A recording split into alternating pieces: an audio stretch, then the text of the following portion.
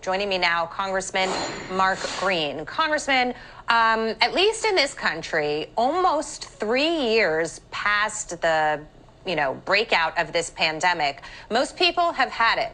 They don't want to be told that they have to mask up anymore. They don't want to be told that they have to get shots or boosters. They want to move on. We're managing this pretty well. And as you can see with the response to lockdowns in China, more oppression over COVID is not working.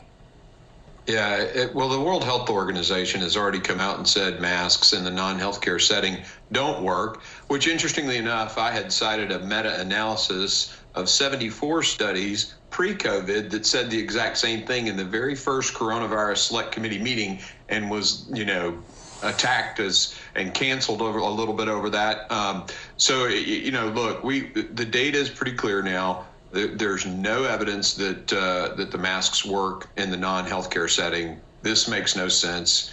It's crazy. Actually, the masks do more harm than good in some cases, right? In the case of children. In some cases, that's right. Yeah. And look, the Californians are all moving to Tennessee because of this crazy stuff. We need them to get a clue over there because, they're pouring to Tennessee. 360,000 people actually left California in 2021. So this totalitarianism, CCP-like activity coming out of Gavin Newsom is having a ripple effect on other states. And let me ask you about the vaccine situation in the military, continuing with this mandate in place, as I mentioned, almost 3 years after the pandemic broke out in full force. The vaccines did not prevent infection, as we were promised they would. Okay. We do know that the vaccines wear off after a certain amount of time, so any protection that they would give you to reduce your level of illness eventually fades as well, and that's why they're telling everybody to get booster after booster after booster.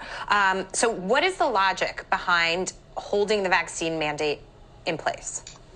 Well, I think the better argument against the vaccine mandate is that in this patient population, the number of people who are actually significantly impacted is infinitesimal. But if you look at the number, they're essentially, recruiting is down 15,000.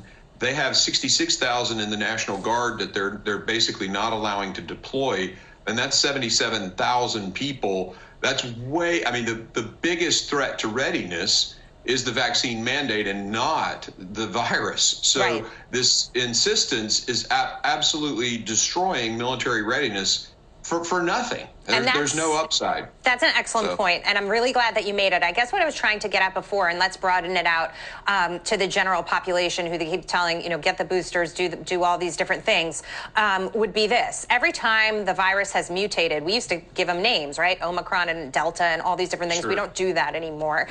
It does seem to be weakening, which is what we expected that it would do over time, or we're building natural immunity to it, or we have herd immunity because so many people have gotten the virus already. The amount of people who are being hospitalized or dying from COVID is nothing like what it was when this outbreak began. Yeah, you gave several reasons there. Weakening of the virus itself. All of that, what you said, is true. And combined, herd immunity, all of it, we are a much more protected society. So this insistence that these young, healthy, military age people get a vaccine is stupidity. It's actually harming our nation's national security. I think you're right, and I'm so glad that we had the opportunity to discuss it with you, Congressman Mark Green. Thank you, and have a wonderful weekend, sir. You too.